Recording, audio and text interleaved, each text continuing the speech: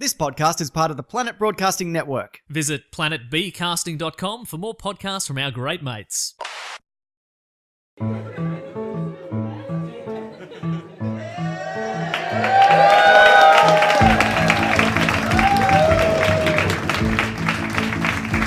Yeah! Oh God, I nearly genuinely tripped. Hello. Good afternoon, Sydney. Welcome down to Do Go On live at the Chippo Hotel. My name is Dave Warnocky and I'm joined on stage by Jess Perkins and Matt Stewart, ladies and gentlemen. All right.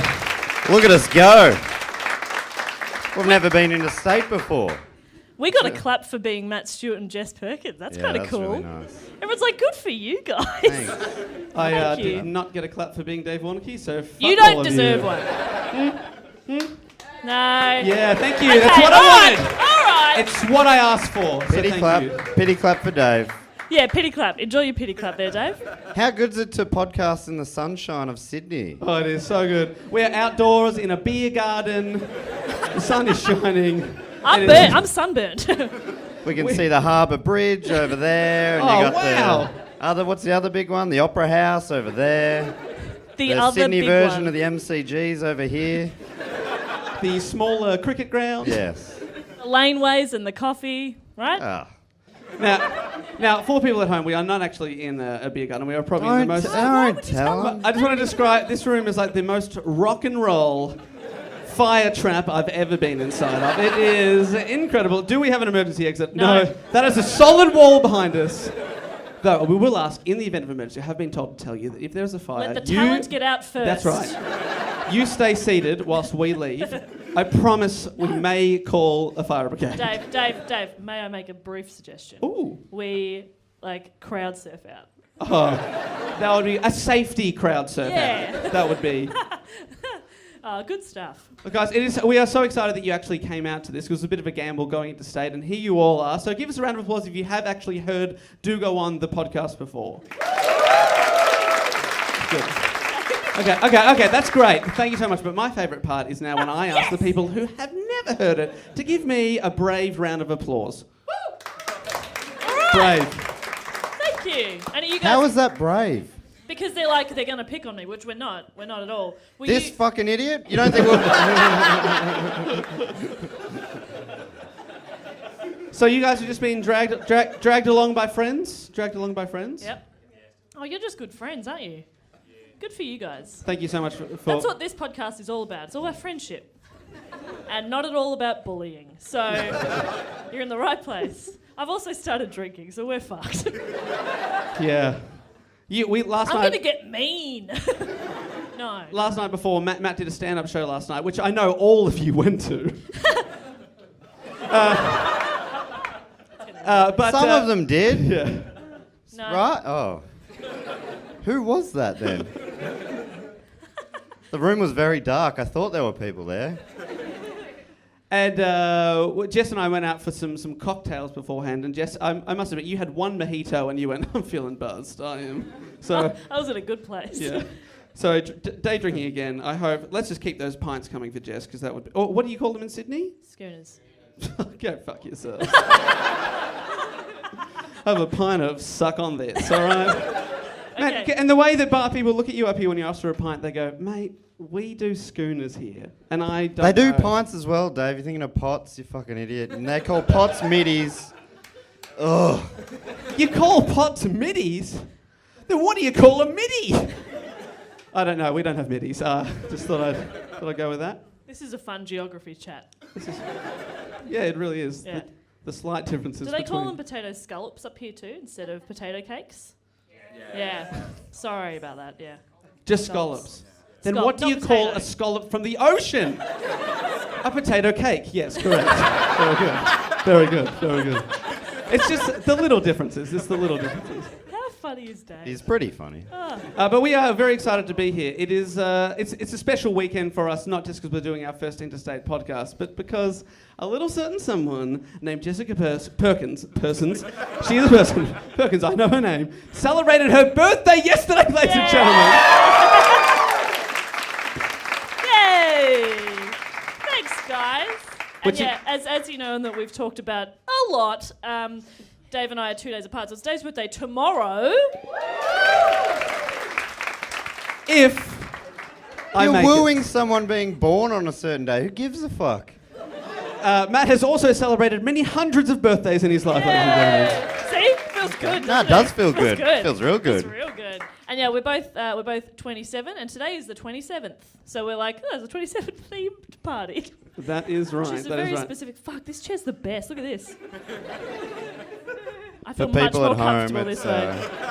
it's Well, got they're all ribbing. used to hearing me and not seeing me. I think my face is a bit much. They're like, she's very expressive. Well, speaking expecting you. speaking of your face a bit much, we actually, this is another very exciting development, ladies and gentlemen. We have, for the first time ever, T-shirts of the podcast. Yes. We've got T-shirts. Very exciting. They are over there at the bar, and they're drawings of our faces as pictured in the Do Go On logo that we have for the show. And we've got our good friend and very funny man, Nick Capper, who Matt Stewart did his show with last night, and who was also... As you would all know. Yeah. Yeah. Remember the funny one from last night? The funny one. He was great. He was great. Too real, Dave. Too real. No, Matt, I saw Matt's show. It had been 12 months nearly exactly since I first saw you do the show when you were warming up at Melbourne at the Fringe Festival, and it was fantastic, I've got to say. It really was. You are so cool. So Nick Capper is also a graphic artist. We asked him to draw us, like a cartoony version of us, to put on the T-shirt, and he was like, he's never had to draw 3 more fucked faces. He said lopsided. Yeah. He said, I love you guys individually, but to draw you are lopsided cunts. So... Hey, while we are talking about T-shirts, what was your name, sir? Can you stand up and show Jess what you're wearing? Oh my goodness! It's 2 of them. Turn around. There's 2. They're wearing Pray for Bop t-shirts.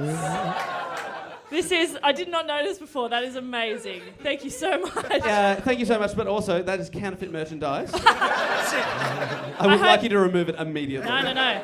I hope you printed like 40 of them and are going to sell them because you'll probably outsell ours. Yeah. That's so awesome. I'd like, if I could just check in with the people who haven't heard of this podcast before. How tedious has it been so far?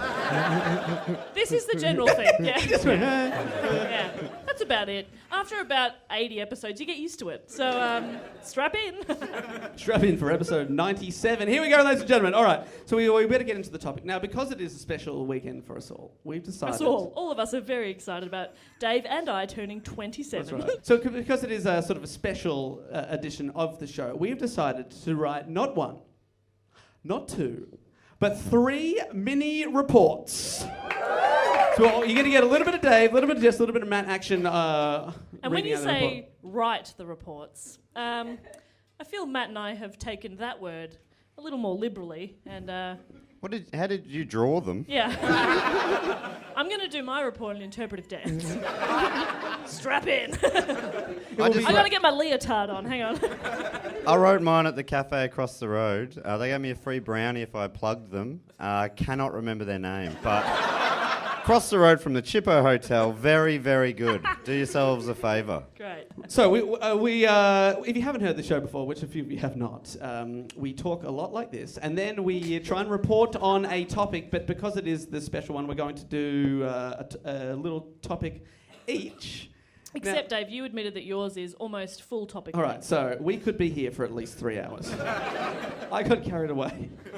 I couldn't write a mini report, so we're going to see how this goes. Now, this topic, I was going to get the question was going to be, how old did Jess turn yesterday, and God willing, I turn tomorrow? Oh, but imagine how ominous that would be if you did die tonight. Oh my God. You know? Jess and I are getting on a plane later this afternoon. Oh my God. Nah, we'll be right. Anyway, it's a great question. So, but do you guys remember how old we turning or turned? 27. Now, 27. Very good, boys and girls. Now, 27 is a very magical number in the world of celebrities for a very specific reason. Does anyone know a certain... 27 Yes. club. That's what I was going to say. Does anyone know a certain club around the number 27? That was going to be even too obvious for me. Do you think they're children? Like, oh. Cool. Now, what we're going to do is each do a report on a member of the 27 Club. And mine's going to be a full report. And then if we have time, God willing, Jess and Matt will do a report as well.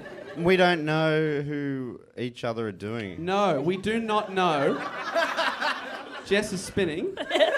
Yes. Jess, I feel like this could be how you join the 27 Club. Yep, good point. Yep. Oh, that means I have to be careful for a year. Yeah, totally. Now, so we don't know who we're going to report on. What we did, we got a third party. We all messaged the party and we messaged them a name. And they wrote back saying whether or not that name had been taken yet. And Jess and I messaged the person saying, hey, which Matt was supposed to organise, has someone told you about this, or are we just messaging you celebrities' names? Is that... Which reminds me, I used to do trivia nights, and one of the games was people to win a jug of beer would have to text in the name of a celebrity that was slowly appearing on the screen.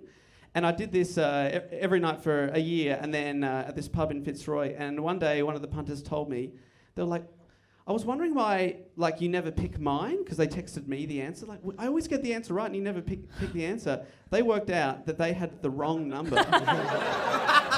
And they only found out because one day they got a text message on a Monday night, every Monday at about 9:30.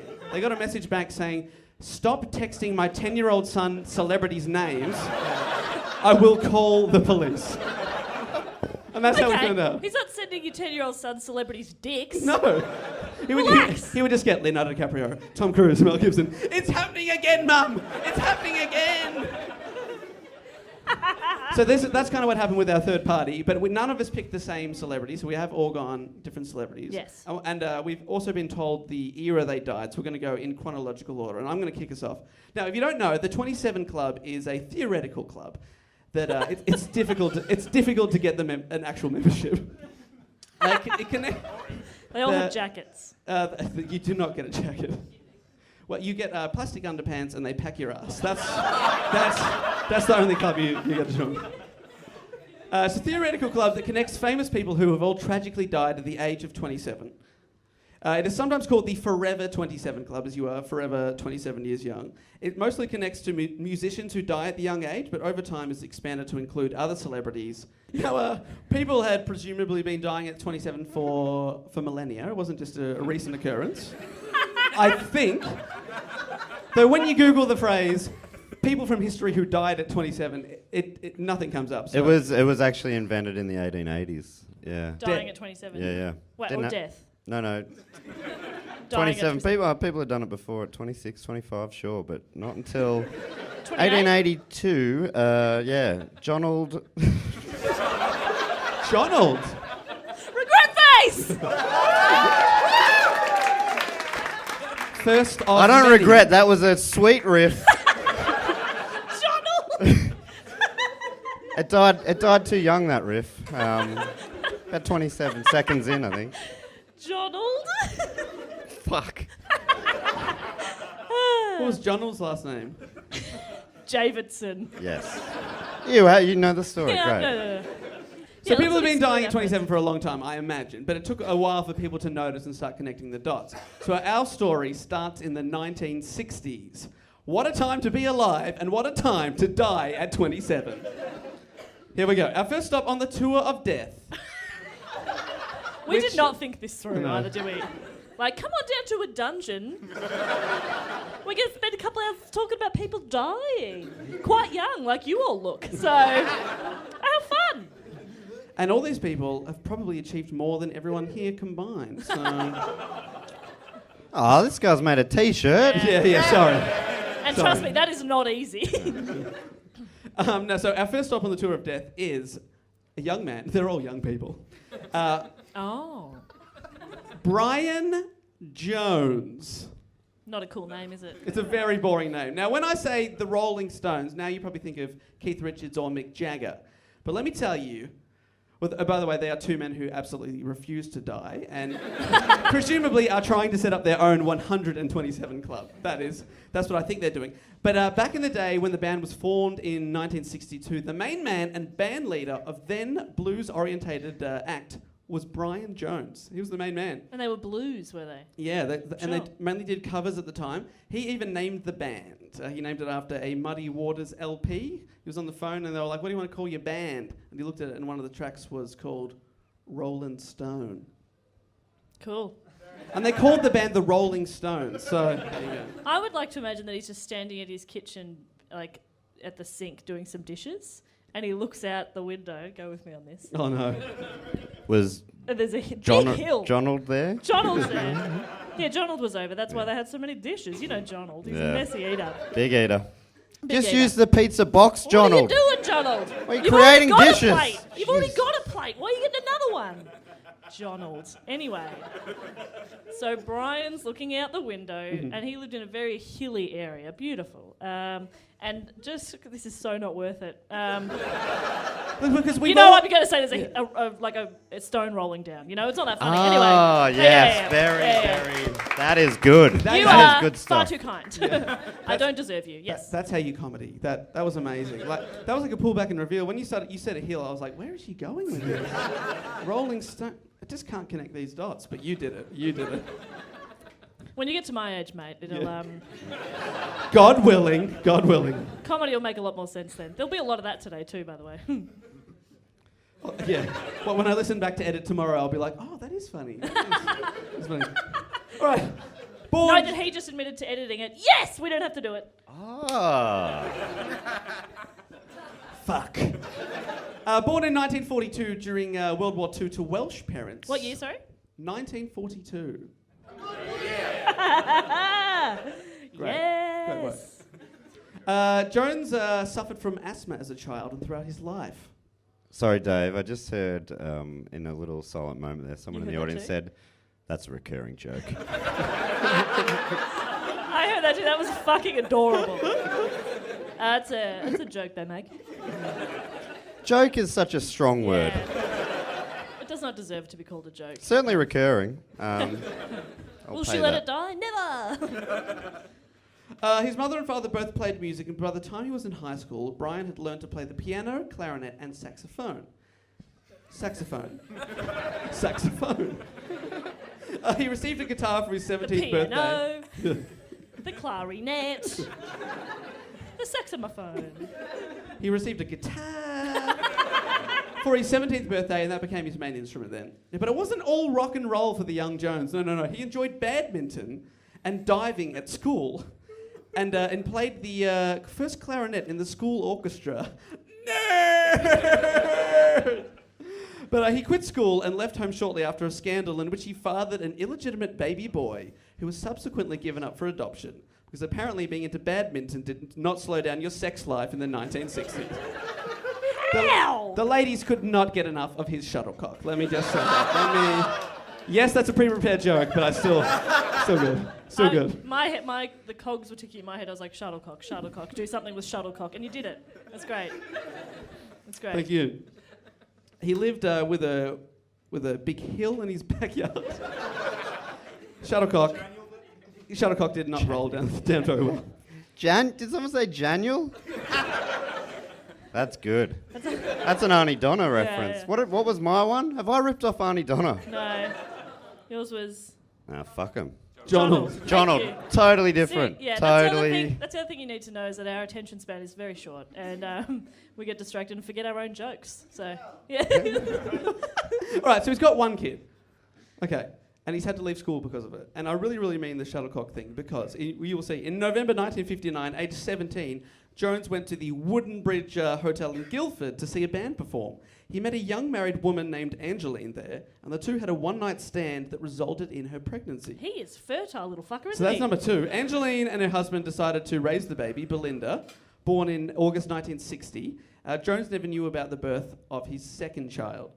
Then, on 23rd of October 1961, Jones, now age 19, his girlfriend Pat Andrews gave birth to his third child, Julianne Mark Andrews. She's getting so much done. Jones, I'm 27. I haven't had any kids. and if you have a partner, you want Jones because he sold his record collection to buy flowers for Pat. Flowers to help raise his new child. Fucking idiot. No, yeah. Babe, Babe, I sold the LPs. I got some lavender. Did you get nappies? Oh, fuck. The house smells half of poo, half of lavender. Oh, yuck.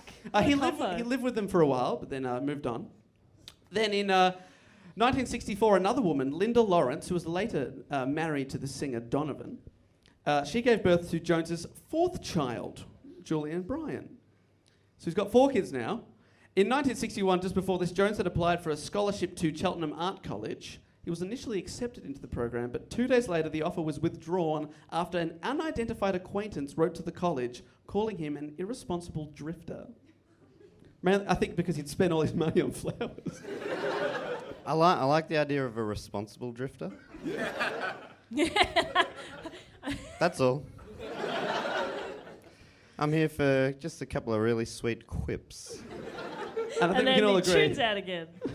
Yeah, you tune in and out so much. The last thing I heard was shuttlecock. Did I miss anything? Nah.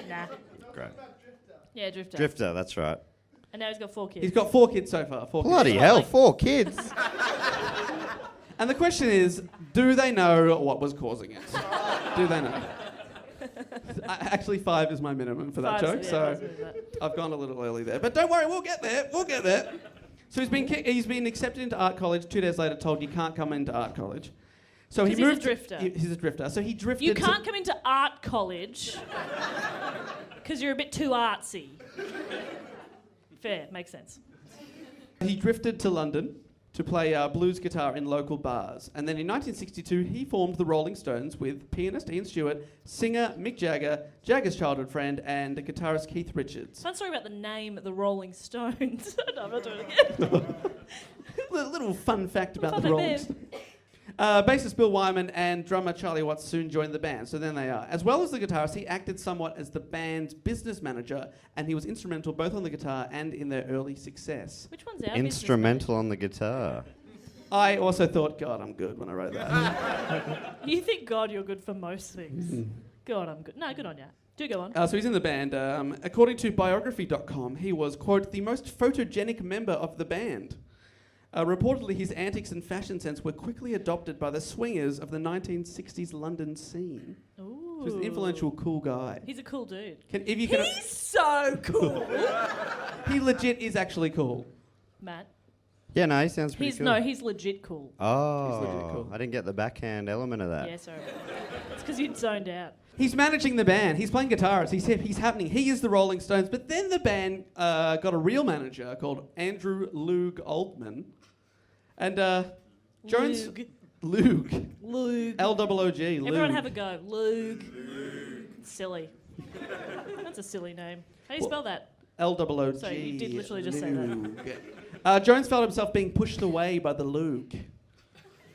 I was going to call him Old Man as his name is, but let's call him Loog. Loog recognised the financial advantages of band members writing their own songs, as exemplified by John Lennon and Paul McCartney, and that playing covers would not sustain a band in the limelight for long. Brian didn't like this. He thought blues and covers were the way to go, so he was not a very good manager.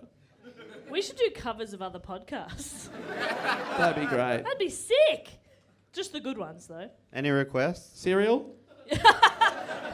Who did it? Mason. Okay, I'll be yeah, Mason. Yeah, okay, cool. Loot Crate. Absolutely smashed that. In early 1964, an occasional girlfriend of Brian's, Dawn Molly, announced to Brian and the band's management that she was pregnant by Brian. For fuck's sake. Does she know what was happening?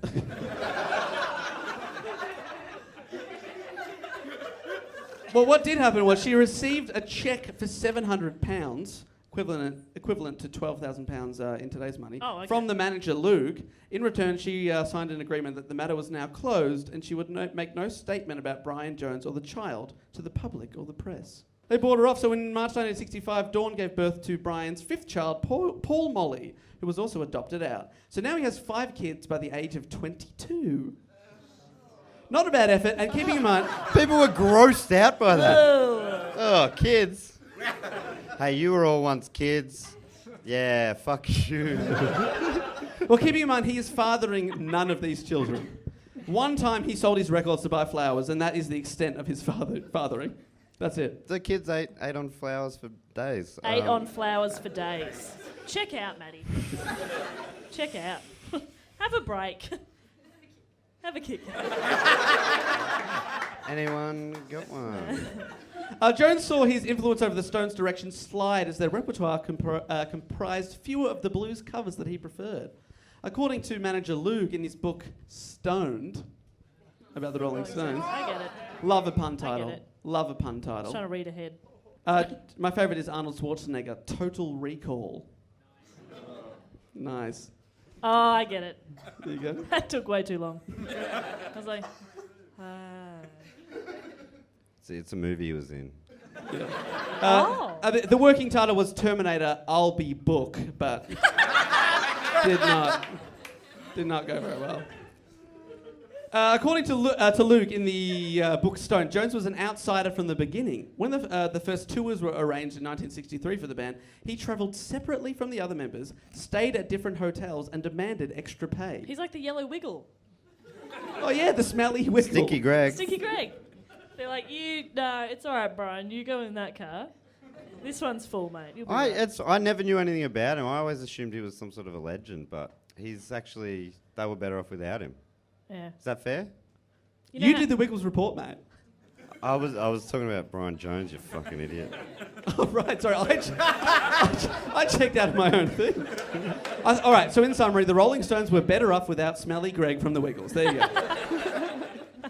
You're like, you know how Dave and I have come up separately to you and you're staying in one place and we're staying in another? Oh, shit. Yeah. And you're demanding extra pay? You're the Yeah. smelly Greg. As long as I get that sweet skrilla, which is a word for money. Somewhere in time.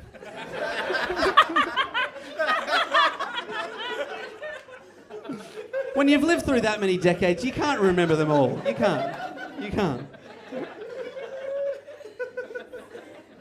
What is happening? Well, Matt, does this sound like you? The toll from days on the road, the money and the fame, the feelings of being alienated from the group, having dozens of children, and the miles spent travelling from his hotel to the other Stones hotel and then back again, resulted in Jones' overindulgence in alcohol and other drugs. That does sound like Matt. Yeah, I relate. Jones was arrested for drug possession in May 1967. Authorities found marijuana, cocaine, and methamphetamine in his flat. He confessed to marijuana use but claimed he did not use hard drugs. I don't know how they got it. Yeah. As a friend of mine. They were there when I moved in. Yeah. Hostility grew between Jones, Jagger, and Richards especially, alienating Jones further from the group, because what happened was Mick Jagger and Keith Richards started writing all the songs, the originals, and Jones felt like, hey, this used to be my band. What's going on? What would you do if you moved into a house and there was just a whole lot of meth? What would you do? There's only one thing you can do. Call the police. Interesting. Genuinely didn't think of that. I was like, what? I was going to say, there's two options. The first one is not taking it. No, I wasn't going to take it. But I was like... The second option, sell it, thank you. Sell it. Never take meth, kids. Always sell it. Always sell sell it. it. Always There you sell go. it. Never Always sell try your own supply. I've been told. Yeah. I've been told. You were told By that my by meth me? dealer. You got that meth look about you. It's called heroin chic, okay? There's a name for it. Kate Moss in the 1990s, all right? I would have killed if I was a woman in the 1990s. So you're saying that meth users, their look is heroin chic? That's confusing, but I like it. Dave, That's you're a fashion. model. I don't get This is fun. fashion. I don't get fashion. We know. We can see you. Oh, no, it's okay. I'm sick of this bullying. Nah, I love it. Makes me realise my place. In the bloody gutter. Too much real sympathy there. By most accounts, Jones's attitude changed frequently. He was 1 minute caring and generous, the next making an effort to anger everyone, going out of his way to piss people off. Sure. So He was so- being the Dave. when have I ever tried to piss you off? Oh, you're not trying? We are I saying told you I was going to get mean. I We finished the We are drink. staying at an Airbnb up here, and we have 2 separate bedrooms because we are pretty rich. And I was upstairs, and Jess was down, but I had the towels in my room, and she texted me, "Oh, I need one of the towels," and I was like, "Too late, I've already thrown it on the road." So I am a bad boy. Also, I was texting him from within the house because we do not speak in person. I was like, leave a towel out and be quiet. Nah, good to be here. From 1965 to 1967, Brian Jones dated an Italian model named Anita Pallenberg. That's not an Italian name. Anita Pallenberg. That's a word that is spelt the same forwards and backwards. No, you're thinking of a parallelogram. I can't see his Parallelogram. face. Is he doing a regret face? Yeah, he is. Maddie. I know you were doing a regret face. No, I was enjoying it too much. No, you weren't. I You was- hated yourself I was just high-fiving myself. For Anita- fucking nailing it. Anita Pallenberg was a woman whose modelling agency billed her as, quote, too beautiful to get out of bed. What does that mean? But she did have many high-profile relationships then. with... No, I'm still thinking about it. she too had beautiful. many high-profile relationships. You can't get out of bed because you're too beautiful. That doesn't make sense. Oh, okay, there's a mirror above the bed. Mirror above the bed, yeah. So she's like, oh, goddamn, I'm so beautiful. And then it depresses her, so she can't get out of bed. Still, nah, not my best. No, that was your best. No. That was your best. Fuck you. So she met the Stones, this is Anita Pallenberg, backstage at a gig and offered them drugs. Oh, she got out of bed. Yeah. No, they moved her bed to the backstage area. Like one of those poor obese people that needs to be moved around. Yeah, She was yeah. like that. They moved her to the backstage area. She was like, oh, too beautiful to get up. That's my accent for her too, by the way. I'm too beautiful. She doesn't have an Italian name or an Italian voice. It's very strange that Jess. I'm too beautiful. Ciao, Bella. Ciao. She met the Stones backstage at a gig from her bed. Sono offered troppo bella. That's I'm too beautiful in Italian. Thank I'll you. go back here. That was your new best. Fuck off. New PB. I'm putting myself in a timeout. If you listen to last week's episode, you know that her self-imposed timeouts mean nothing. So she met the Stones backstage at a gig from her bed, offered them drugs, and they said no. Ciao, Rolling Stones. Would you like some of the meth? Is that offensive? Not if it's like spot on. It was spot on. That was spot on. Or good meth. And it was both. They said no to the drugs, but eventually Brian, he caved and he smoked a bit of her hashish and sniffed some of her amyl nitrate. Oh, I'm okay. He was loose. She later recalled, quote, we ended up back at his hotel room and I spent all night holding him while he cried. That's go well. hot. Yes. Sexy. That's why I do That's drugs. rockstar. Yeah. That's how I party too. That's the rockstar lifestyle. Hold me while I cry. Well, it went well because within a week the guitarist had evicted his girlfriend and their baby from his flat and Anita moved in instead. This guy sucks. Evicting a baby. That's He gave the kid 2 weeks' notice. You're out in 2 weeks. Yeah, because it took that long for it to crawl out the door. I've heard you can evict them from your womb. I know that's... Was that... I mean, that got a weird reaction. I would have given it nothing, but you gave it something. That made me feel okay. Anita, presumably from her bed, introduced Jones to her world of sadomasochistic sex. They moved to And then they cried heaps. There's a lot of crying and sadness. It There was really more is. sadomasochistic. Oh, Sydney likes puns. You want puns? Right, okay. Sydney likes This puns. changes everything. You just gotta figure out what they like and then just give them what they want. All right, okay, we're here. After she introduced him to the world of sadomasochism, they moved to a pad in Chelsea, which was especially soundproofed For all their fucking. for their sex. Though, apparently, according to some sources, not enough to muffle the crack of her whip. Oh, there's a lot going on in that sentence. So, yeah. So she could get out of bed to get her whip. And then it was like, oh, too beautiful. Ciao, whip. Did you factor in time for us to do our reports as well? Yep. He knows the length of our reports. Like, No, we're gonna do that. this person existed. Anyway, see ya. You've got to remember, like, these people all have a finite lifespan, which is 27 years. So don't worry, there's not much to go. Spoiler. Jones, Pallenberg, Anita Pallenberg, the model, and Keith Richards, the three of them, went on a holiday to Marrakesh in Morocco, just to get away from the craziness of their lives. Sure. On the way back to England, they were travelling up through Spain.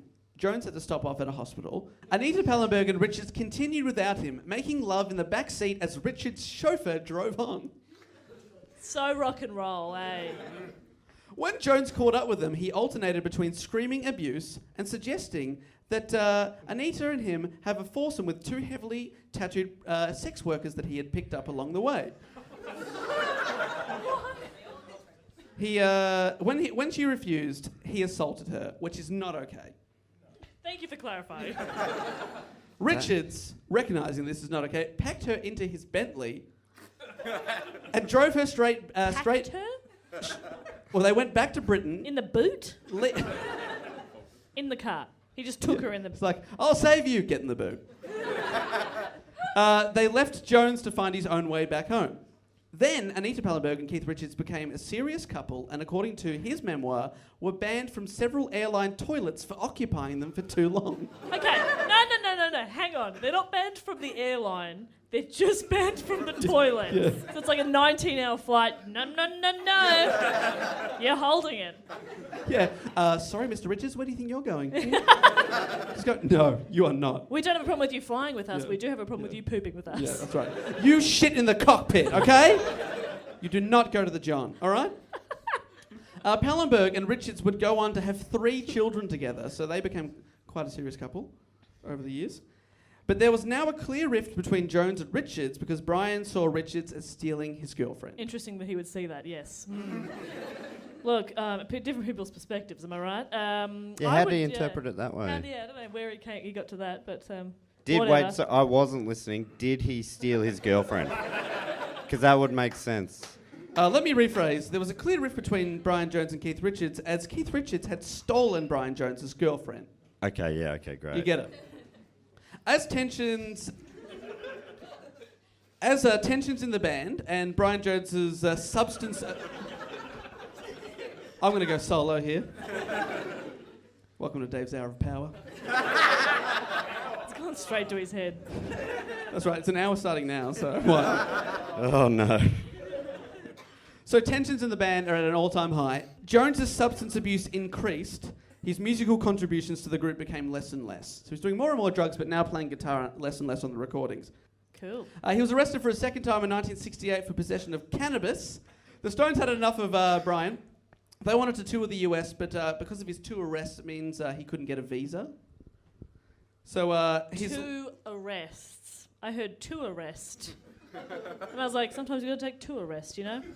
Yeah. 2 arrests. You're David. resting too much on tour for us to play the shows. That's how it worked. His attendance at rehearsals and recording sessions became erratic, and when he did appear... Erotic. Erotic, and when he did appear, he tried to have sex with the other members' instruments. No, when he did it... If you could fuck an instrument, which one would you choose? Wow. Yep. That's where I was going. Yeah. Me too. I've thought about that before, yeah. Yeah. You need a big old hole, if you know what I mean. And I think the tuba would be adequate. I'd probably go... That's one of the worst things you've ever said. He did a big old hole. What the fuck? Matt, My question was fucked enough. Jesus. Matt, I Big don't old hole. Matt, you don't need a tuba, you need a piccolo, mate. Oh, hang on. What's a piccolo?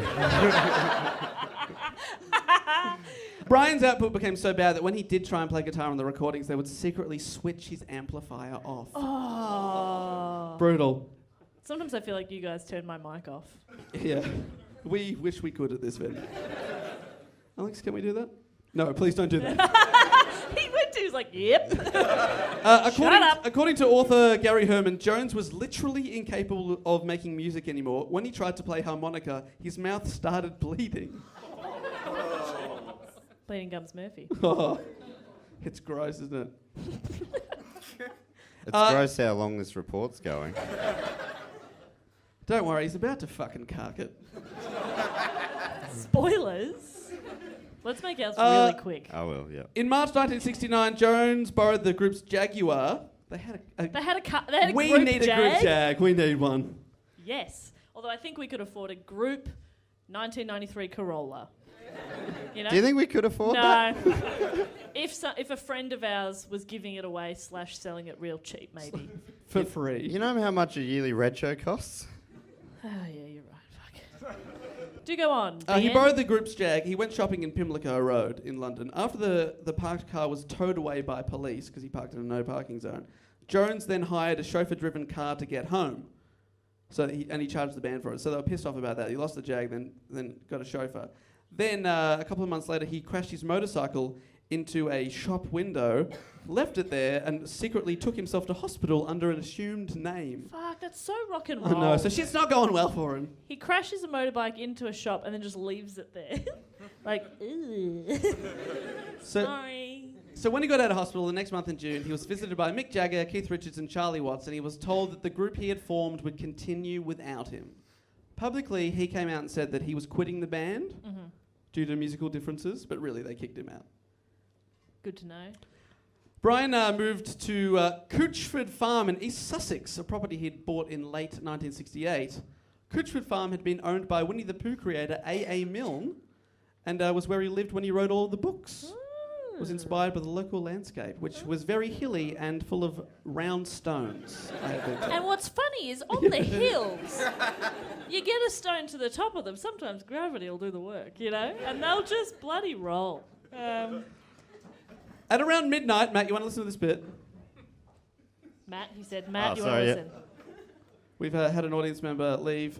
Yeah, someone had to go, get on with their lives. Couldn't think, yeah, all right. I think that she sensed that death was coming. Matt, you want to listen to this bit? Because around midnight on the 2nd/3rd of July, as the clock ticked over from one day to the next, less than a month after he was kicked out of the Rolling Stones, Brian Jones was discovered motionless at the bottom of his swimming pool in Couchford Farm. That doesn't sound good. Yeah, that's not promising. Don't worry, he's going to be fine. He's at the bottom of the pool. Yeah. That's fine, you're at the bottom of the pool. Exactly. I don't know what my theory was there. That's the safest part of the pool. Yeah. Hello? Oxygen sinks to the bottom. He's fine. His Swedish girlfriend Anna Wolin was convinced Jones was alive when he was taken out of the pool, insisting that he still had a pulse. However, by the time doctors arrived, it was too late and he was pronounced dead at his home. The coroner's report stated that it was death by misadventure. That's the best! I know. So good. I don't care how I die. Make sure they put that on my death certificate, please. Misadventure. No, just put like a pageant thing on me that says Misadventure. That is And fantastic. then pack my asshole in it. With the sash? Yeah. That's cool. That's real cool. How rock and roll's that? Fuck, I'm cool. The girlfriend, Wolin, was convinced that Brian Jones wasn't a suicide and probably wasn't an accident either. Okay. She went to point the finger at a handyman named Frank Thorogood, who'd been hired... Thorogood. Yes. He'd been hired to finish up some odd jobs around the musician's home, and she said, quote, "I don't know if Frank meant to kill Brian. Maybe it was horseplay in the pool that went wrong." She actually found his list of jobs to do around the house, because he's a handyman, so he's like, fix leaky tap, replace tiles in kitchen, push Brian into pool, hold him underwater. I think having... She's like, I put two and two together here. I think having horses in the pool was probably dangerous too. They're so big. Yeah, they are big. They don't know what to do with their hooves. Yeah. Exactly. This bloke, Thorogood, he was reportedly the last person to see Brian Jones alive. Just before he pushed him into the pool. But it took 40 years for the Sussex police to take this seriously, and they finally looked into the case for the first time in 4 decades. They found no evidence to contradict the original ruling of death by misadventure. Misadventure. It's the latest in the Miscongeniality franchise. Yeah, I reckon that needs a reboot for sure. I watched it recently. It holds up. It's so good. Jones's old bandmates were in the recording studio when they got the news, and Keith Richards wrote that there exists a 1 minute 30 second recording of Stevie Wonder's song, I Don't Know Why, which is then interrupted by a phone call saying that Brian was dead. Dave, can I stop you there? You've just turned 27. Congratulations. It's midnight on the 28th. I'm saying this is taking too long.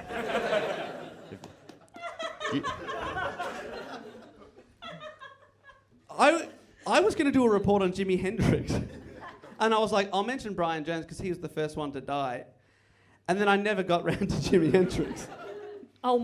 This is you mentioning Brian. Yeah. Fucking hell, Dave! We're about to do Jimi Hendrix. Jimi Hendrix was my choice.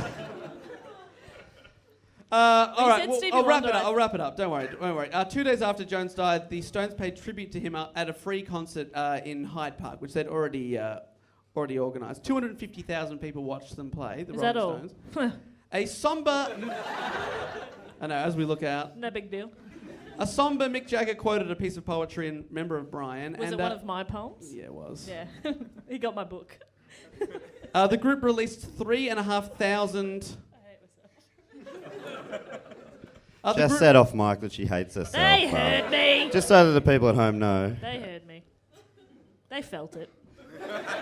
I'm in a little bowl now. I'm a sad little bowl. Shut up, little bowl. The reason my report's gone so long is because you've been in a bowl for 2 hours. She's doing her best to make it fun, Dave.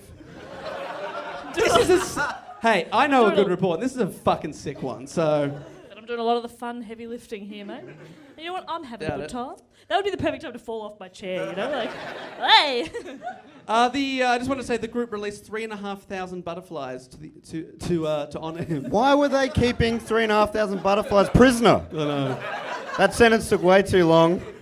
If I had shortened that down, it would have been quite funny, I reckon. Where did they get all those butterflies? I don't know. Sure. Okay, yeah. Butterfly store. Butterflies.com. All right, the final thing Hi, welcome to butterflies.com. Oh, no. We've got all your butterfly needs. We got blue ones. Red ones. We got the fluttery ones. Are you talking... Do you mean a moth? I hate them. I hate them because you don't know which way they're going to go. And they come at you and you're like, ah! I hate them. They're just a dusty butterfly. Don't worry about it. Final note. Where's it going? I don't know. So sorry. Final notes on Brian Jones. Jimi Hendrix dedicated a song to him on US television. And Jim Morrison of The Doors published a poem called Ode to LA while thinking of Brian Jones, deceased. Which is crazy because Hendrix and Morrison both died within the following 2 years, both at the age of 27. So within 27, those three, Brian Jones, Jimi Hendrix and Jim Morrison, plus Janis Joplin, all died between 1969 and 1971 at the age of 27. But at the time, no one connected the ages of the dead rockers. Ooh. Over to Matt. Let's hear it for Matt's report. All right. Now the show begins. All right, guys. So Thanks. what we did here, we started with the headliner, me, and now we're going to go to Matt's shitty report. All right, here we go. That means mine is being set up to be the shittiest. And I'm okay with Here that. it is.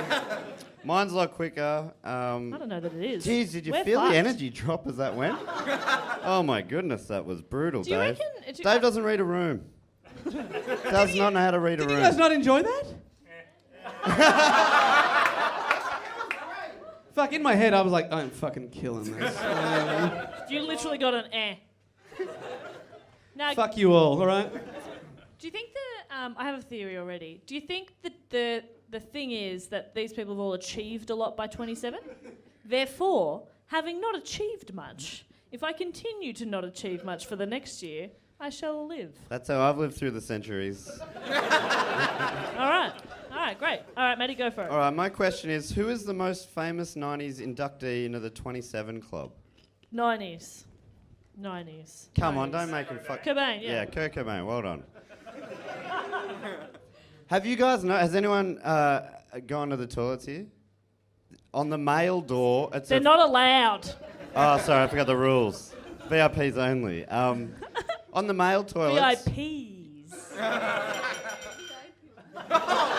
Someone's going to make a toast. That was so good. Somebody was like laughed with their whole body and kicked their glass. But one of the toilets, you know, it's a man toilet because of the Kurt Cobain poster, and on the women's, it's Janis Joplin. Oh. Isn't that freaky? No? All right. Kurt Cobain, born in 1967, was a Seattle musician, most famous as being the frontman for grunge band Nirvana, which formed in 1987. By 1994, they were the biggest band in the world. Moving through. Oh, that's because he's not being fucking interrupted. What would you call what just happened? Fair enough. But Cobain was struggling with depression and heroin addiction, which contributed to his suicide by shotgun on April 5th, 1994. My report done. Thank you very much.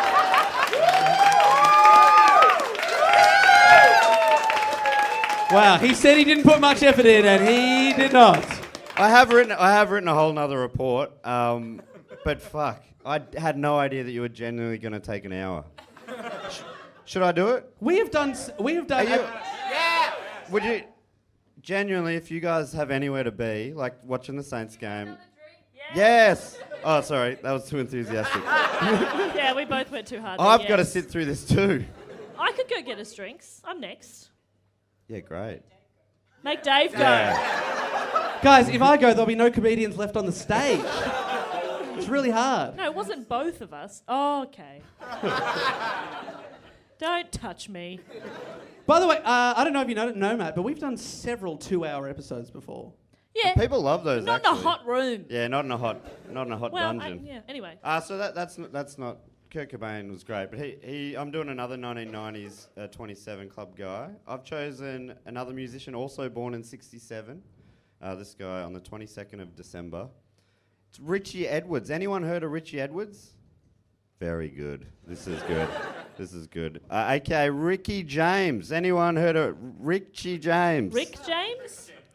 It's not Rick James, bitch.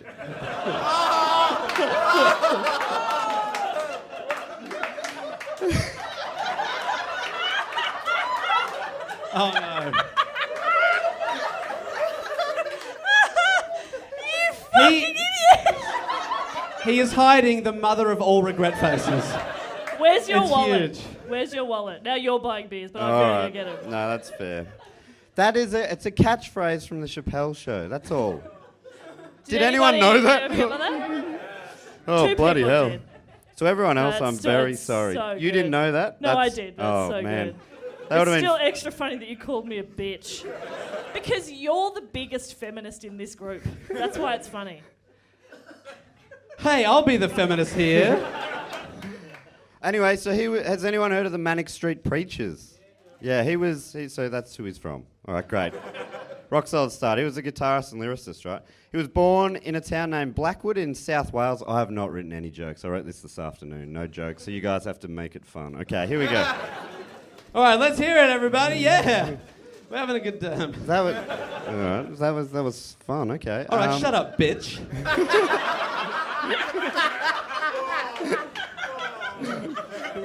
Bitch is a funny word. It is good fun. Rick James, bitch. You piece of shit. So he did pretty well in school. Do you know how much time he spent on his pre-band stuff? This is how much time I'm spending on it. He did pretty well in school. The Manic Street Preachers formed in 1986. Hold on. You didn't mention whether or not he had asthma as a child. Like I did. Or a beer, please. Thank you. It's the year before Nirvana. All right, so Jess has gone to get some drinks. So I'll just stop you there, Matt. We will wait. I reckon I could get through this while she's gone. So the Manic Street Preachers, which I've said for the third time, formed in 1986 with James Dean Bradfield, Nicky Wire, Sean Moore, and Miles Flicker Woodward. Which is all unnecessary detail. I would have cut that. I just thought they deserved their moment. No, they're great names, I must admit. Edwards wasn't initially a part of the lineup. He started out as their roadie. But after Miles Flicker Woodward left in 1988, the band remained a three-piece until 1989 when Edwards joined the lineup on rhythm guitar. In his time with the band, they released their first 3 albums, each charting in the top 20 on the UK charts. Good fact. Wow, that's pretty good. Yeah. He wasn't much of a musician, apparently, and I read that he would often just mime the guitar at live performances. Fucking kidding. He wasn't even holding a guitar.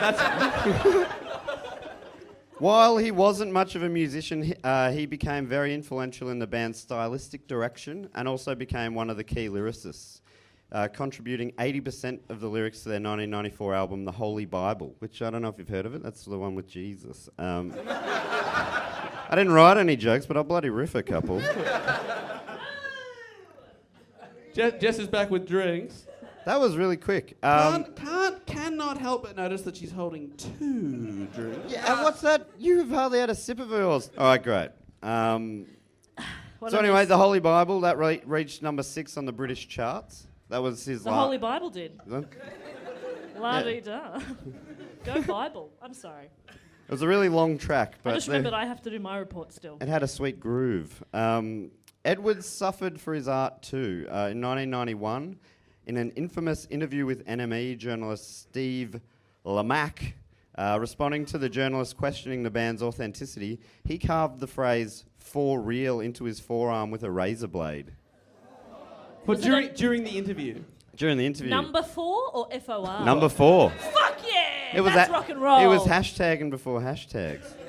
It's real rock and roll to use numbers, you know, like Skater Boy by... All right. By... that blanks. Nickelback's ex-wife. Good enough for me. Avril Lavigne, thank you. Worth it. And apparently, there's a photo of it. So I saw the photo of him for real, bleeding out of his arm. He was taken to hospital requiring 17 stitches. 17? Oh, no. Not enough. Two less or go to 20?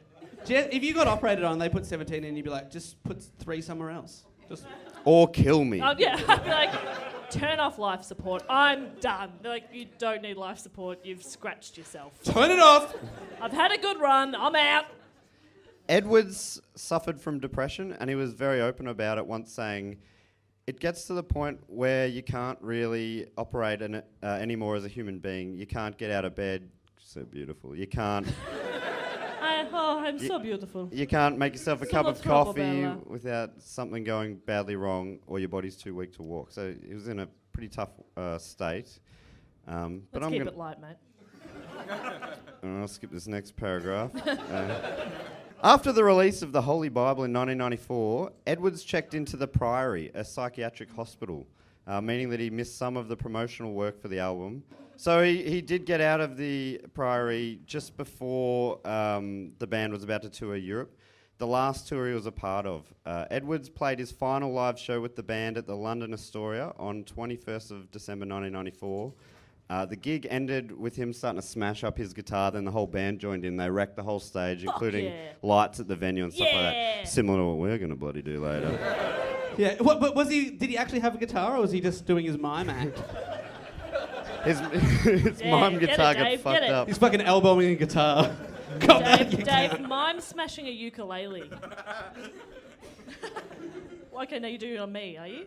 First I'm a bitch, and now it's okay to smash I'll be the feminist here. Not on, Dave. Thank you.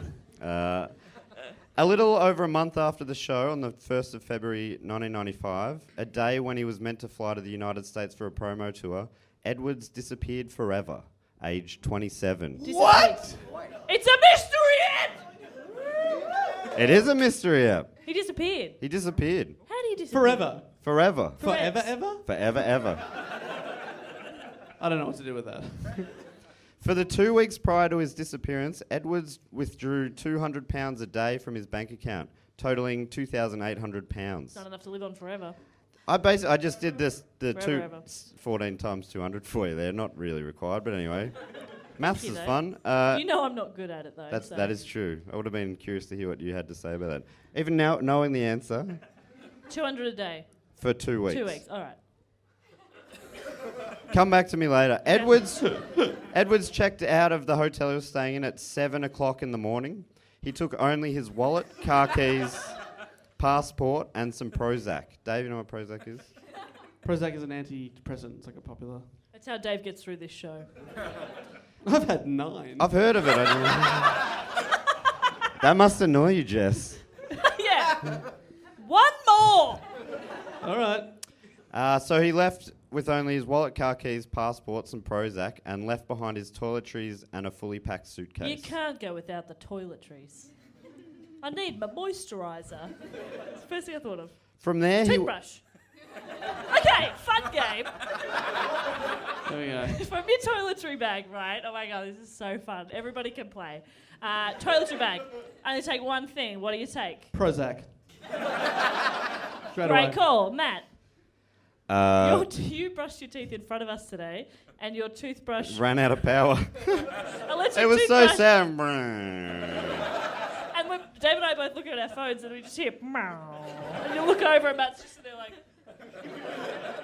Very funny. Not for me, man. I take plaque very seriously. So yeah, it's tricky. Do you take your toothbrush or your toothpaste? Fuck. Great point. Don't ever put me in that position again, you bitch.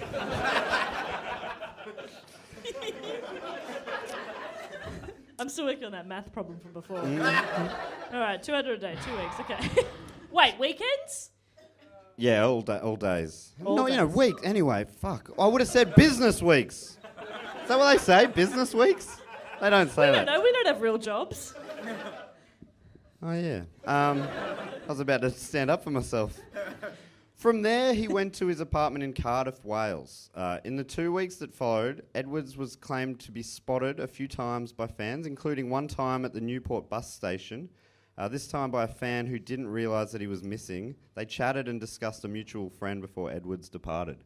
So only later on, this guy realised, like, oh, fuck, he's gone. he doesn't exist. What happened? On the 7th of Feb, Edwards reportedly took a taxi ride from the King's Hotel in Newport, driving around the valleys near where he grew up. I guess maybe, I don't know why, just checking it out. All right.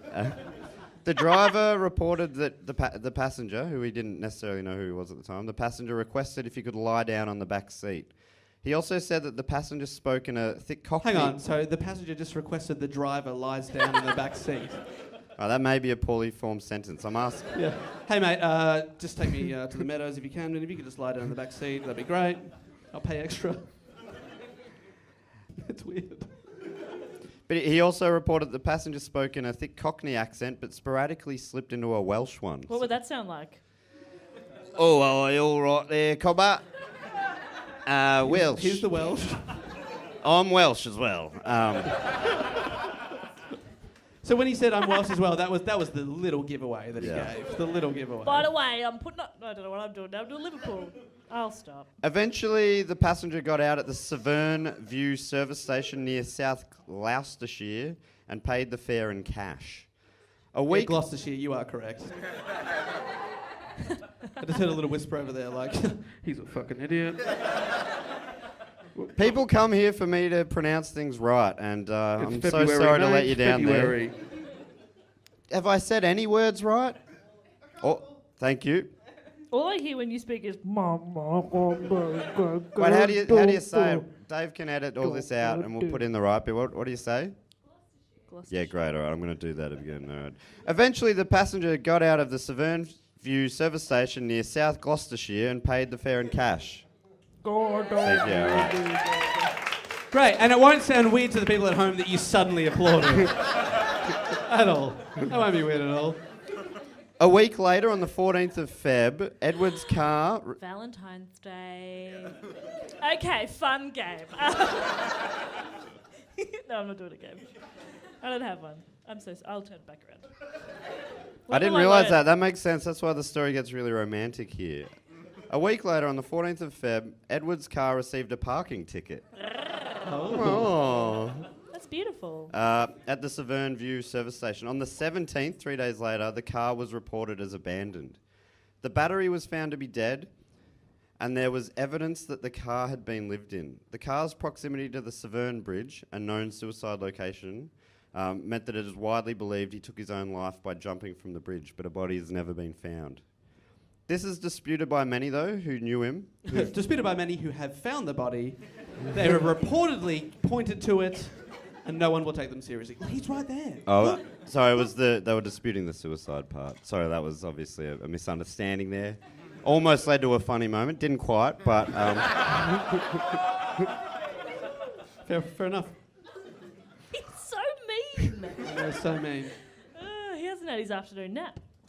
When you get Correct, to your age, that is true. The key is 9 Prozacs. I normally have a lunchtime virgin blood meal. Ugh.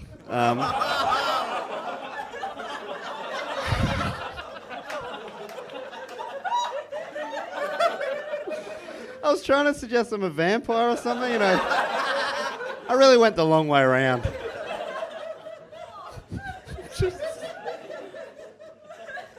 Because they live a long time. Or they unlive a long time. Or whatever. Yes, that's why we're not in the beer garden. Deserved more, sir. now you're making the audience do your jokes. And I appreciate that. That's how a comedy thing works. People bounce off each other. Yes, Learn a little. You bitch! How dare you? Do not use that word to me. I'm a feminist. Genuinely am. And also should you be. All right. Also should you be is another one for and my also poetry should you book. be. And also, you as a woman, I will tell you what you should be. Now you're getting it. So this is disputed by many, the suicide part, by people who knew him well. They vehemently deny that he was the kind of person to commit suicide. In 1994, he was also quoted as saying himself, this is the quote, in terms of the... I would never suicide. And if I'm ever reported to have done so, don't believe it. And it's weird that he said that. You're paraphrasing a little. The actual quote was, in terms of the S word, I think he might have meant shit. That Sex. does not enter my mind. Stephen. And it never has done. Swollen. In terms of an attempt, Swamp. because I'm stronger Susan. than that. I might be a weak person, but I can take that pain. Swallow. The pain of never shitting. Yeah. I will never attempt a shit. Never even enters my mind. Basically, finishing up here, Dave, take a note here. Since his disappearance... Since. It's an S word. Oh, we're saying S words, fun. He tunes me out completely. Since his disappearance, there have been many more sightings, including faraway places around the world, like India and on the islands off the coast of Africa. None of these sightings have been confirmed, though. Oh. Manic Street Preachers have continued on as a three-piece after Edwards' disappearance, releasing the album Everything Must Go in May 1996. That was just their fire sale. Yeah. Everything must go! We've got mats! We got not like you, Matt. I meant like door mats. No, I really must go. This is taking too long. I got a flight to catch on Tuesday, so I probably do need to get going. So that Everything Must Go featured 5 tracks with lyrics written by Edwards, including the UK top 10 single Kevin Carter. And they've continued releasing albums since. That's basically the end of the report. So they've done well with that. They've done really well. I only heard of him beyond his death. But interestingly, he was looking to take the band in a different direction before he died. And the direction sounds fucking sick. Apparently, he wanted to do the next album be a concept album described as Pantera meets Nine Inch Nails meets Screamadelica. However... You're literally wearing a Pantera t-shirt today. I am, yeah, that's true. Why do I know what he's wearing? Well, you saw me get dressed. Because I'm great at fashion. Yes, that's right. She watched me... Fashion, Matt. Matthew. Maddie. You watched me brush my teeth. It's not that weird, I'm wearing a T-shirt. Fashion. Do it. Do it. I will not say Asian fashion. I won't. And you can't make me. Fashion. Anyway, I think that's how you do a fucking report, Dave, anyway. Fizzle out. Yeah. Yeah, fizzle out. That was great. So I will say, he's an unconfirmed member of the 27 Club. I like that about it, though. I like the mystery element, but that he went missing when he was only 27 and 3 months. So if he died anywhere in the next 9 months, he's in. It's good enough for me. Yeah. We're also. No, JP, it's your report. You're doing the most Yes. recent of the 27 Club out of the three of us. Am I supposed to have written a question? Yes. Come up with one quickly. Okay.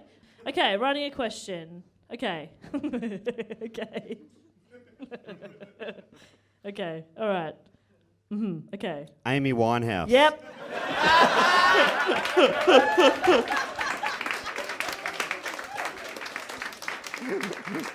Is there any other recent ones? I don't know of any other recent ones. Me, hopefully. Okay, I'll. Jeez, it's okay. We're all mentally healthy, and support each other. Amy Winehouse. I was going to make some sort of joke about like a drink and a place that you live, and that's why I was enjoying it. No, so much. Yeah, Jess. that's why I didn't. Okay, thanks for getting me out of that. Too soon, Jess. Okay, born on the 14th of September 1983. Her father, a good year. Her father, Mitchell, or Mitch. Oh, this is going to be a long report. Father or dad. Or Papa. Father Mitch was a window panel installer and then a taxi driver, and her mother, Janice, was a pharmacist. Yes? I love that Matt was like, I've got a cough. I know what I'll do. I'll bring the mic up to my face.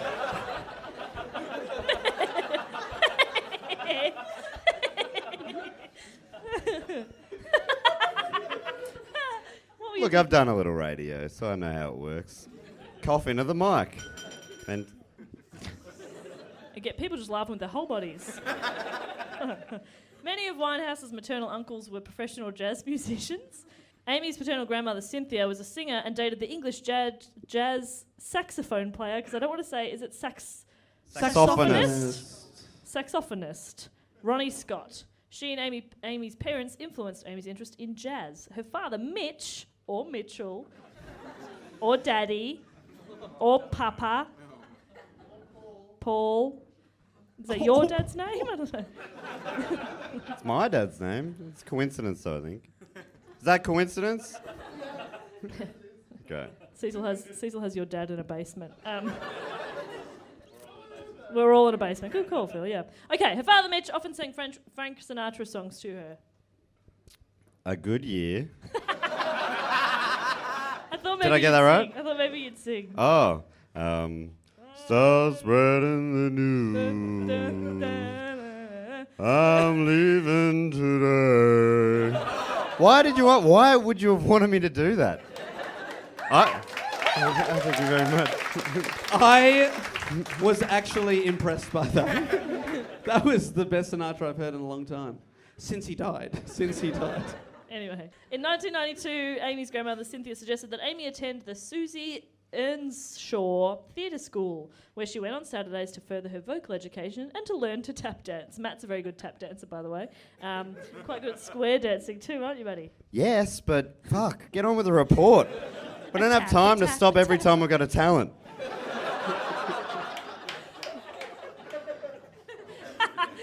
Oh boy.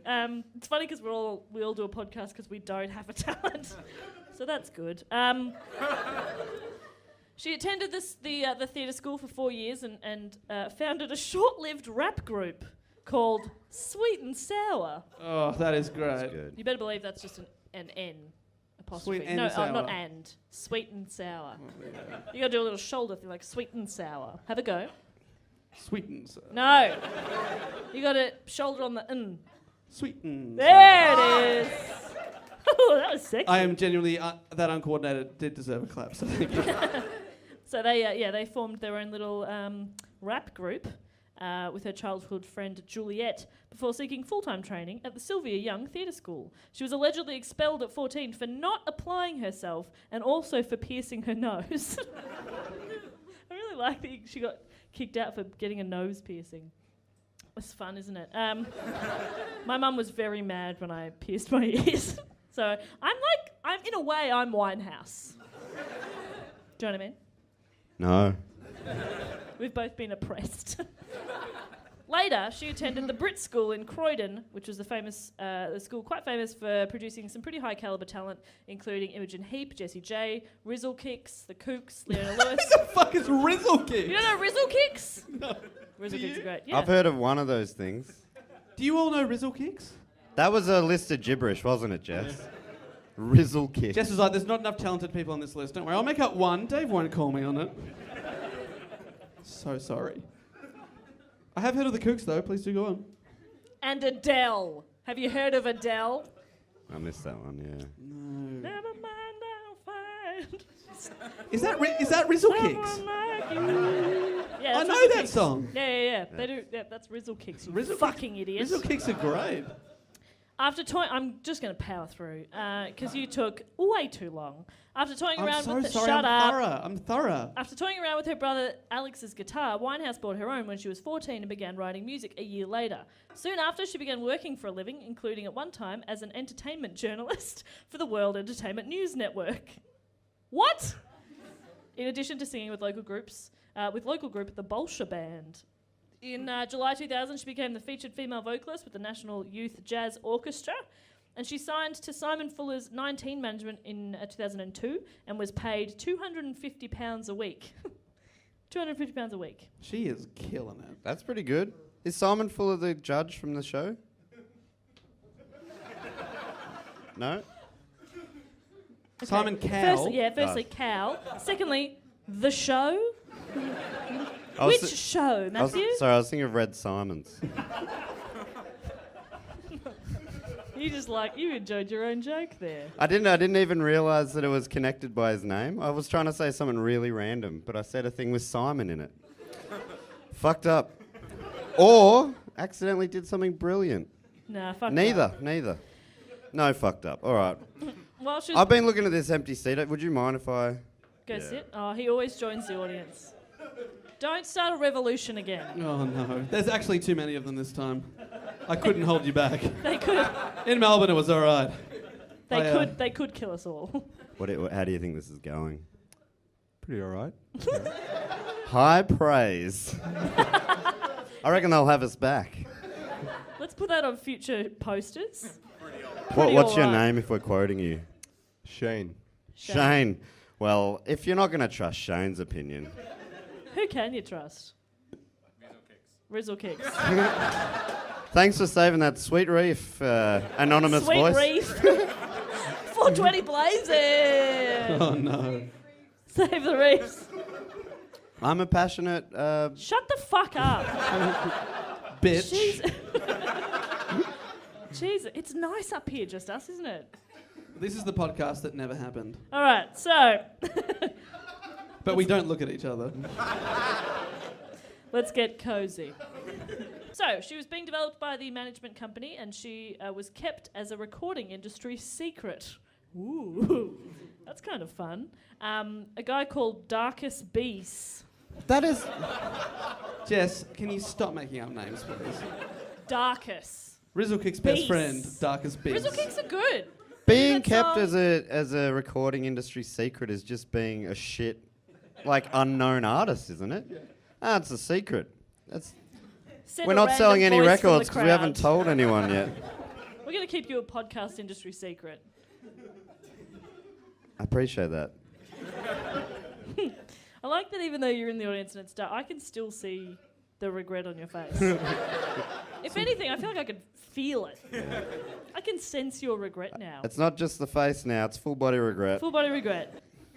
Okay, Darkus Bees. He was heard of her by accident when the manager of the Lewinson brothers showed him some production of his clients, which featured Winehouse as a key vocalist. When he asked who the singer was, the manager told him, "I'm not allowed to say." It's a secret. So then he sniffs around and he gets. He calls his mate Rizzle up, gets him on the blower. You don't know Rizzle Kicks? Rizzle. They do that song. You might hear me make a rock like Wilson, 'cause I love summer, no Rachel Bilson. Yes. That was great, Jess, but do I look like I'm into hip hop? You look like you're into bark. The stuff off trees. Yeah, I love it. Cannot get enough. I rub it on my skin. I tell you where you rub it. All right. He loves Yeah, it. on Loves it my rough. skin. Oh, you said that. Sorry. Yeah. Okay. He loves the way dogs woof. Yeah, man. I'm all about. Did you? Did you? He's really enjoying it. He's turning away. Did you see me slowly get it? Yes. I was like, that's good stuff. I mean, No, it definitely isn't. Don't. aside from podcasters, we're semi-professional comedians also, and you should. I actually see us. in Brisbane at a gig last week. Matt, I do not have on the time. call sheet. On the call sheet in brackets after my name, it said semi-professional comedian from Melbourne. Close brackets. Cool. Looks like we made it. Is that Rizzle Kicks? Yes, because it's not bark. You fucking weirdo. Dave fucks trees. No regrets. Finally, the tree fucker nickname makes sense. Hey, why do they call you a tree fucker? It's a secret. I feel like we're losing it. I'm so sorry. Okay, so bees. He finds her. If he's like, who's that voice? And eventually someone's like, it's Amy Winehouse. Fine, stop fucking asking. All right, it's Amy Winehouse. So he introduces Winehouse to his boss, Nick Gatfield, and the island head. God, Jess, what have you written here? Island Records head? Yes, and he was enthusiastic about this young artist. Who is she? They said. And they Amy said- Winehouse. I fucking told you. Fuck me. So where am I up to? Okay, so she signs with Island Records, and she starts to make some music. I've had a bit to drink and can't read. Is it suddenly? It's no longer a secret. I'm imagining. Is that she's public now with her music? She's public. I don't know. Probably. Who cares? Great. just skip to the bit where she does.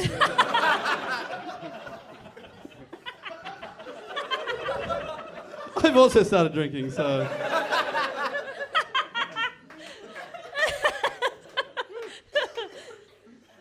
Okay. Darkest Beast.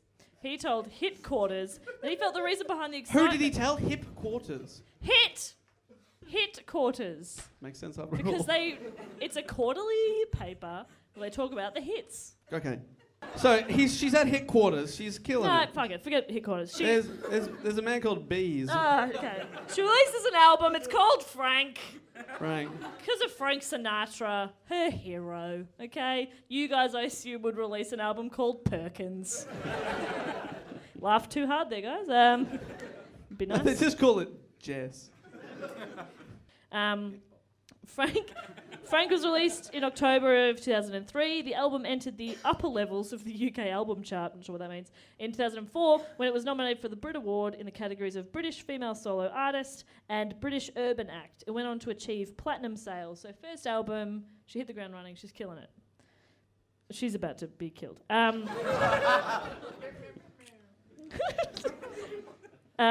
In contrast to her jazz-influenced former album, Winehouse's focus shifted to the girl groups of the 1950s and the 60s. She hired New York singer Sharon Jones's longtime band, the Dap Kings, to back her up in her studio and on tour. Mitch Winehouse, I love this. So her dad, Mitch, he... or Mitchell. Or Or Paul. Paul. Or Or Papa. Dad. Fuck. Or Faja. Sometimes I call my dad John, and he hates it. He's like... Because his name's Gary.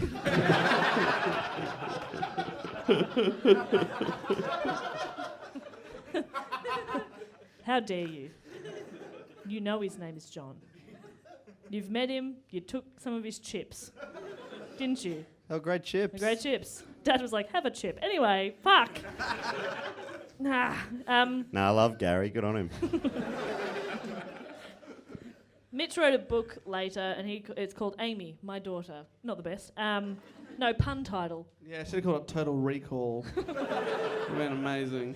He recalled how fascinating it was watching her process, her perfectionism in the studio, and how she would put what she'd sung on a CD, and she would take it out of the studio and she would play it in his taxi so that she could hear how the normal people would hear it. Fuck her, I hope she dies. David, we do not wish death upon people, No. okay? But she is going to die. We're all gonna die, Bob. Good Simpsons point. reference. Camp Krusty, all right. They say bop in there too? Because that's weird. Yeah, whatever. We're all checked out. Skip to Okay. the bit where she does. Yeah, you're right. Okay, I might skip ahead a little bit. Basically, she's fucking killing it. No, Great. bad I want choice an of words. off-script summary. This is amazing. You're killing it. Okay, great. So she's doing killing super it. well. She breaks the Guinness Book of World Records for the amount of awards that she's been nominated for at the Grammys. Rehab and Valerie are like enormous songs. Probably still her most famous. Valerie's like, well, anyway, no. Don't sing. I fucking love that song though. Anyway, It's really a Mark Ronson song It's a Mark featuring Ronson song Amy featuring- Winehouse. It's a cover, but I'm aware of these things. I'm just saying that song did well. that's hard to argue Okay. that. Well done. Fuck you. This is fun. At his request, Hollywood star Bruce Willis, ever heard of him, introduced Winehouse before her performance of Rehab at the 2007 MTV Movie Awards in Universal City, California. She'd made the awards organisers nervous when she went on a Vegas jaunt in the hours before the show. She's like, I'm just going to duck off to Vegas real quick. Then I'll come back and do my little song. And then we just fucking party, right? And they're like, no. But I like that Bruce Willis is like, excuse me, can I please introduce Amy Winehouse? Do you think that's cool? Yes. Thank you. That's all I need is one person's approval. Okay, I'm skipping ahead. She's doing super well, but then not, like professionally, but then not good personally. Why? What's wrong with her? A number of things, to be honest. I actually got kind of sad doing the report. So my report kind of finishes with her just doing super well career-wise. What happened to then- it? No one knows. No one knows. No one knows. It's Never a heard of mystery. again. She released that album, sold 5 million copies worldwide, and she Retired. retired. Yeah, She lives on an island off she Cuba. breeds corgis. She's very happy. She's the queen now. Yeah, you may know her as Lizzie. In May of 2009, she returned to performing at a jazz festival in St. Lucia amid torrential downpours and technical difficulties. During a set, it was reported that she was unsteady on her feet and had trouble remembering lyrics. She apologised to the crowd for being bored and ended the set in the middle of a song. Which is Which pretty is funny kind because of- I walked off before to get a beer. So Yeah. And also Matt is in the crowd. we're professionals. Thanks for paying to come, guys. No, good on you. Hey, we're giving you fucking 2 hours of this shit. No, we haven't. I'm nearly done. Okay. On February 11th, this is another time in 2011, she cut short a performance in Dubai following booing from the audience. She was reported to be tired. Boo. It's weird that one audience member has a mic. Alex, can we please cut that audience member's mic? No, don't. Do not. He's nodding. He's very literal. She was reported to be tired, distracted, and tipsy during the performance. Most of you would obviously know she battled with substance abuse, and that was the subject of much media attention. In 2005, she went through a period of drinking, heavy drug use, and weight loss. Her family believes that the mid-2006 death of her grandmother, who was quite a big influence on her, set her off into addiction. In 2007, she cancelled a number of shows in the UK and Europe, citing exhaustion and ill health. She was hospitalised during this period for what was reported to be an overdose of heroin, ecstasy, cocaine, ketamine, and alcohol. Oh, that's a lot. That's a lot. It's like the Long Island That's iced a tea lot. of drugs. It's amazing. Amazing. I've had a drink and a half, and I'm like ready for a nap.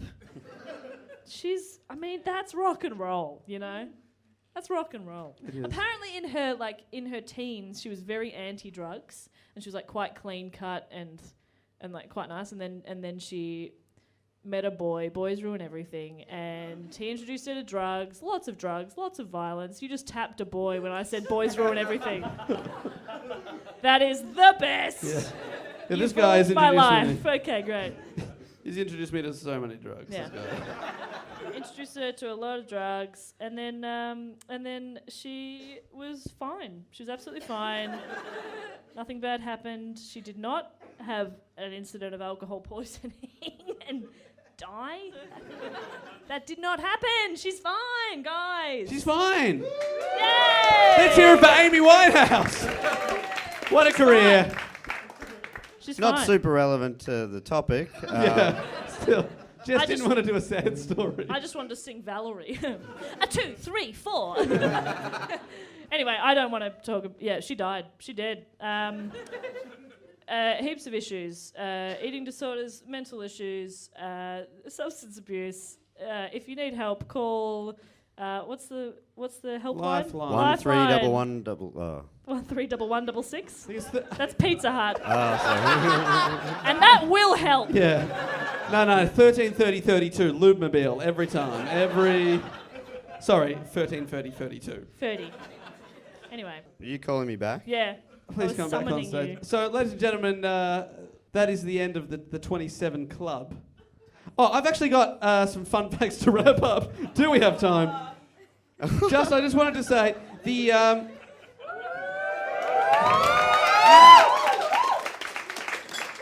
I just want to wrap it up by saying, so a lot of people have died at 27. The first people that they've gone back and looked through history is a guy called. I was like, there's something in my pub sitting on my iPad. I was like, in 1892, the first ever member of the 27 Club is Brazilian composer Alexandra Levy, and the most recent member is Anton Yelchin, the Star Trek actor, who died last year when his car crushed him against a wall. Whoops. his car did it. Yeah. Yeah, it was really, really bad. You missed that one? That was big news. No, but like, how did the car do it? It had a faulty parking brake thing. Handbrake, yeah. Fuck. But Okay, you I was may making a you joke may about wonder a car coming out and is killing you, but all right. The car did it with a knife. Oh, Comedy. what's quick? Think of a funny weapon. I think I nailed it. But do more people die at 27 than any other age or musicians? So a University of Sydney professor, Diane Kenny, did a analysis of 13,000 US musicians who died between 1950 and 2014. She compared their ages and their deaths, and she found... What a sick I person. know. She found... Has anyone listened to all the episodes we've done? Yes. Does anyone remember me quoting this study already? Oh, get fucked! I can't remember what episode, but someone It died might at be- 27 and I had talked about this already. So I think we can go. In summary, she found that when it comes to 27, the same amount of people die at 26 and 28, and slightly more likely to die at 32. Actually, Matt has already lived through that age, so it's all good. We're all good. We're all good. Yay! All right, ladies and gentlemen, that is the... And I'm not a musician, so... Clear So- on both counts. So technically, all I have to do is live for slightly less than 8 more hours, and then I will be 27 years old, and then I can die. So that'd be great. Yeah! Let's hear it for my death. You sick fucks! Could we get a round of applause for Alex on the tech? Thank you, Alex. On the tear. On the tech. We'd like also to thank also Seizure, who helped organise the venue here at the Chippo Hotel. Fantastic comedy venue, ladies and gentlemen. Very good. I hope you come back and see lots of comedy shows here. It was who recommended it to us? The little Dum Dum Club, was it? Steele Saunders from the I Love Green Grad Letters love- podcast oh. said that this is the place to do a pod. The so king of thanks to- podcasting, so that's nice. Yeah. So thank you so much for that. Ladies and gentlemen, that is the end of the show. We're going to be hanging out. Encore, okay. I wrote another little thing. No, but thank you so much. Let's have a big round of applause for Matt Stewart and Jess Perkins, ladies and gentlemen. I assume he wants us to, but I'm not going to do it. Thanks, everyone. Give it up for Dave Warnicky, everybody. Thank you. I won't give it to him. And thank you all for coming out. It's fucking blown our minds that Yeah. so many people have come out to see us in Sydney. We love you guys. Thank you. That's what he was asking for, yeah. No, it's I'm really, so really awesome. needy.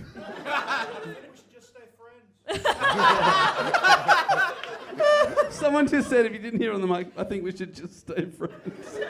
And Jess continues to be lonely. All right. We are going to be, we'll be over there and we've got some t-shirts. And we've also got these wristbands that we're all wearing that say, do go on one side and hashtag pray for Bop on the other.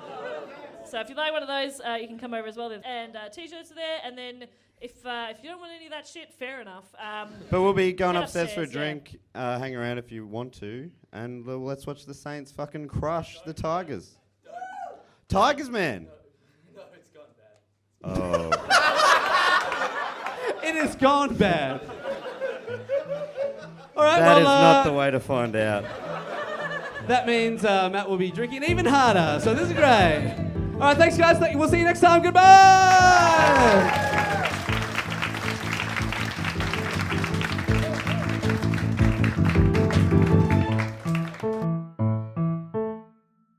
Hey guys, Dave here, just popping in at the end of the episode to let you know that I did in fact make it.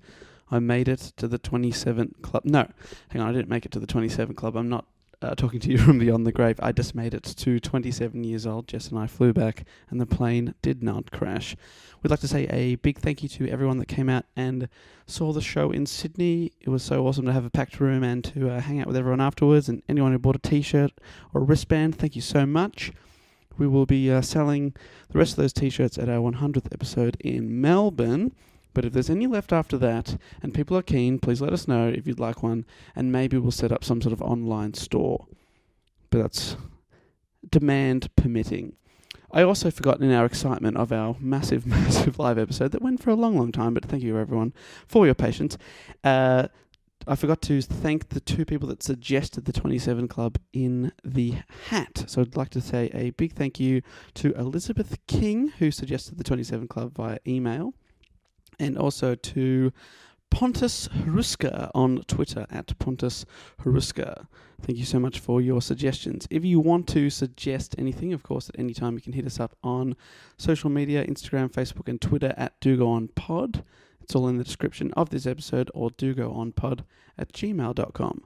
And speaking of social media, thank you to everyone who wished Jess or I a happy birthday. That was so nice. So thank you very much for that. And the final people to thank are, of course, the people that support the show via Patreon.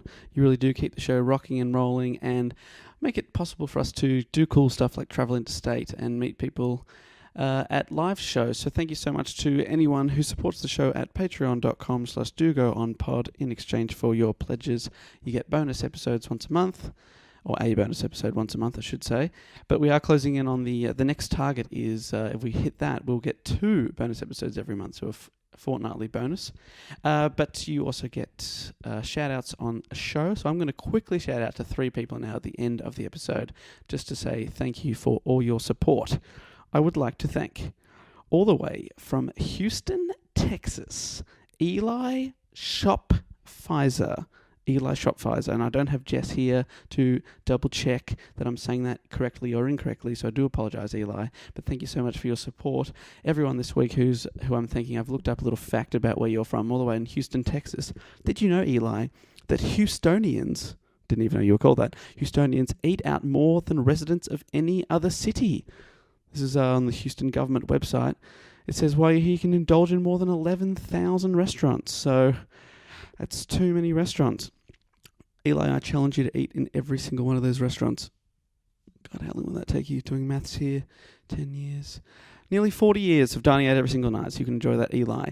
I'd also like to thank Benjamin Cheshire, who is from Oklahoma City. Did you know, Benjamin, that owning a stink bomb in Oklahoma City is against the law? Owning one. If you own it, you are breaking the law. So don't do that. Thank you, Benjamin. I'd also like to thank, finally, from Ashburn, Virginia, so 3 Americans this week, Ashburn, Virginia, John Shearer. Thank you so much for your support, John. John, did you know that your state, Virginia, was named after England's Virgin Queen, Elizabeth I? and I assume that everyone there honours her by keeping their virginity sacred. John, good on you, fighting the good fight there. The good fight, I don't know what I'm talking about. With the others here, I just ramble on and on and on. So thank you so much, guys, to everyone who came out again. We will be back next week with another in-studio episode. But until then, I will say thank you for your support, and I will say goodbye. This podcast is part of the Planet Broadcasting Network. Visit planetbcasting.com for more podcasts from our great mates. I mean, if you want. It's up to you. It's up to you. It's up to you. It's up to you. It's up to you. It's up to you. It's up to you. It's up to you. It's up to you. It's up to you. It's up to you.